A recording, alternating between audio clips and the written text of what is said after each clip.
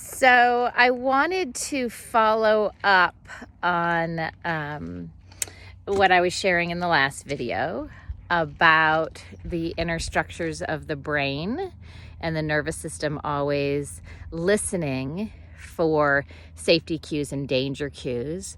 And when it takes in those cues, the biology shifts.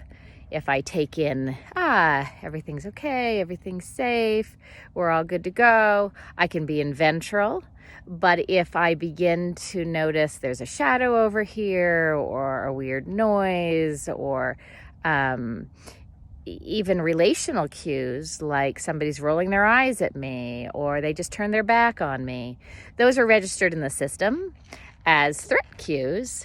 And my body can then drop down kind of that hierarchy of our autonomic nervous system and go into that mobilized state.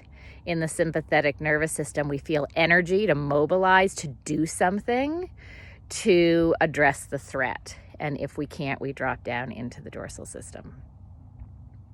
So I wanted to spend just a few minutes talking about how and what the nervous system is, how it's listening. So think about your biology, your nervous system as a surveillance system that is constantly online, sorting data coming in to your system.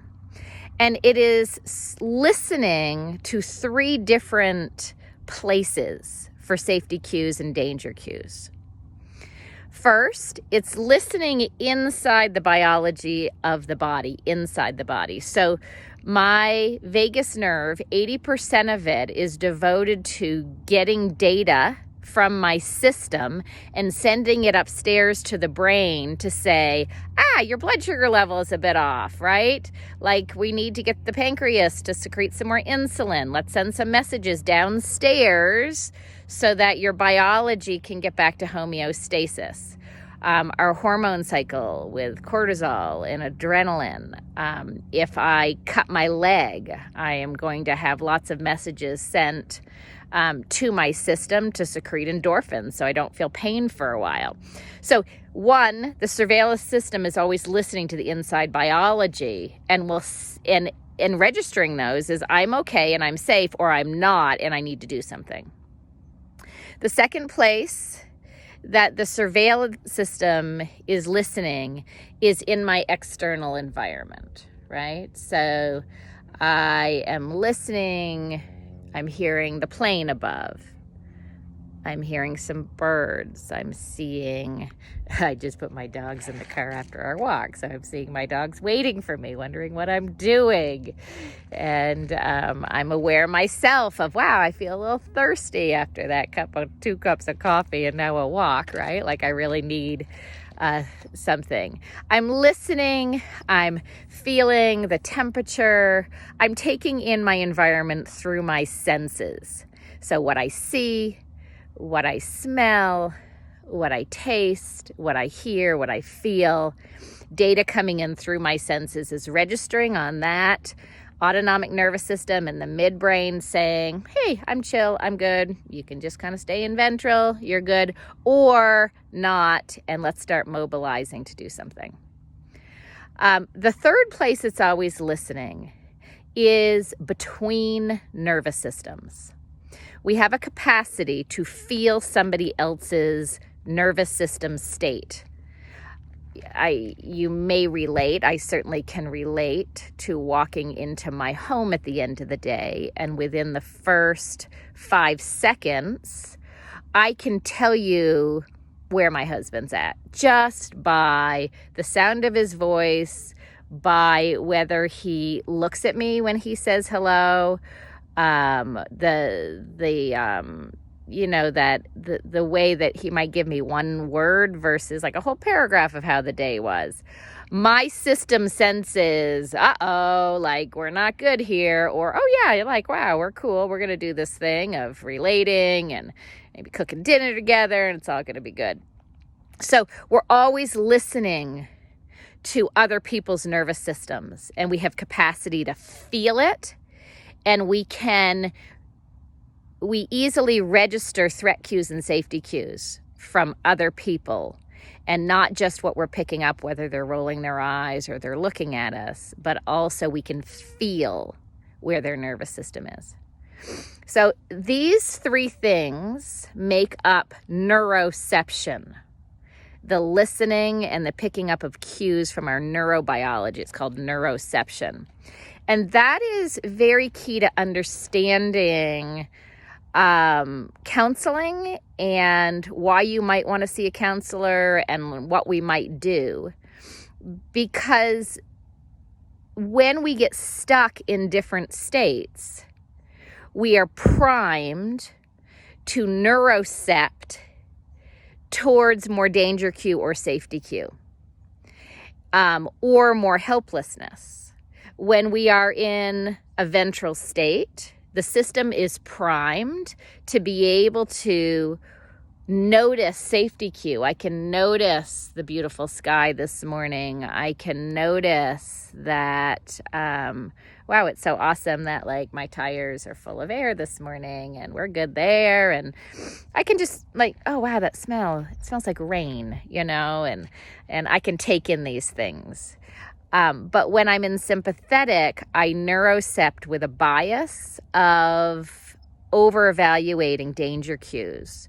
So if I'm in sympathetic arousal, I am oriented then to paying more of my bandwidth attention to the dark clouds or the shadow or that person over there looking funny.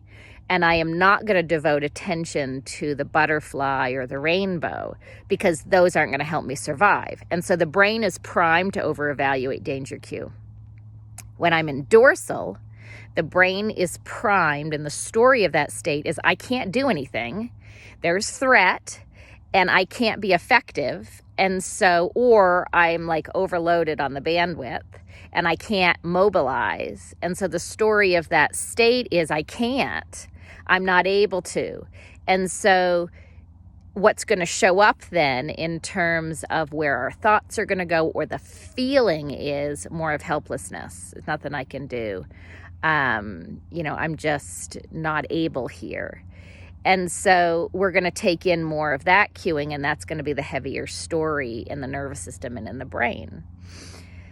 So anyway, just wanted to introduce you to the landscape of neuroception today, and there's so much fun to be had, whether we are working with somebody in the room with noticing what they're neurocepting and beginning to play with being able to expand neuroception, or like I do a lot of couples work, and it is so amazingly fun because we get to work with the biology of ourselves, but also those in our environment.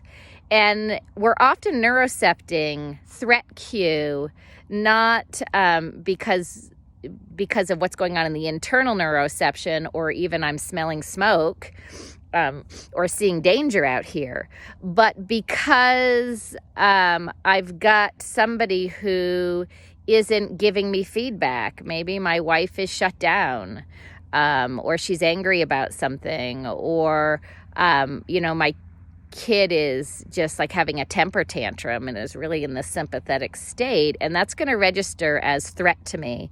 And then I'm going to get sympathetically aroused and start to go into fight or flight. And this is where, when we're working with families and systems and couples, we can begin to have access to, in the real moments, looking at what's happening here and what's happening relationally that may be throwing off safety cue or danger cue.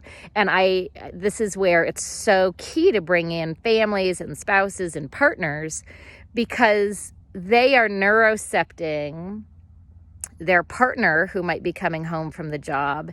And if they're not reading that cueing correctly and they're neurocepting, I'm in danger, I'm in threat, and then they start getting irritable and they start like, and like blaming or like, why don't you ever, and so forth, that's going to throw more stress on that bandwidth, and you're going to get that person to go more into sympathetic or more into dorsal, and then the other person will go more sympathetic and dorsal, and now you're stuck in a really bad system. So working with systems is key. So anyway, that is a little bit about neuroception, and I hope it was thought-provoking. Okay, bye.